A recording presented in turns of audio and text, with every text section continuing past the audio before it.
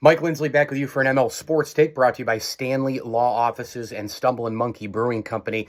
You know, Sean McDermott keeps saying, we're going to learn from this. We're going to learn from this. We're going to learn from this. Brandon being the GM, we're going to learn from this. Two things here. Number one, I don't know why in the moment you don't already know what to do when you've been a head coach for multiple years and you've been in the playoffs multiple years at this particular point. These are basic football 101 decisions.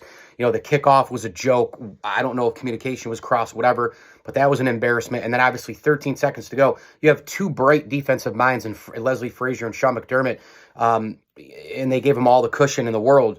Tyreek Hill, Travis Kelce, bing, bing, and then they kick the field goal going to overtime. Chiefs win it off of getting the coin toss. They drive right down, and that's that.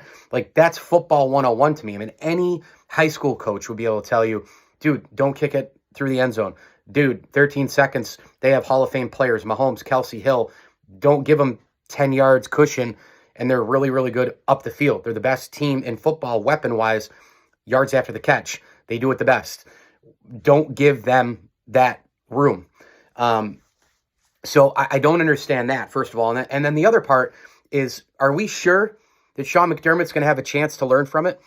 Look, I know that the Bills have the three most important pieces in a franchise: quarterback, head coach, general manager. I understand that. And I understand that, you know, a lot of the football houses, you know, been built, and, you know, whether they lose Leslie Frazier or Brian Dable or both, maybe Ken Dorsey goes with Brian Dable to the Giants. I don't know, you know, as his OC. I don't know why the hell you'd go to the Giants and work with Daniel Jones when you have Josh Allen in Western New York, but, you know, whatever.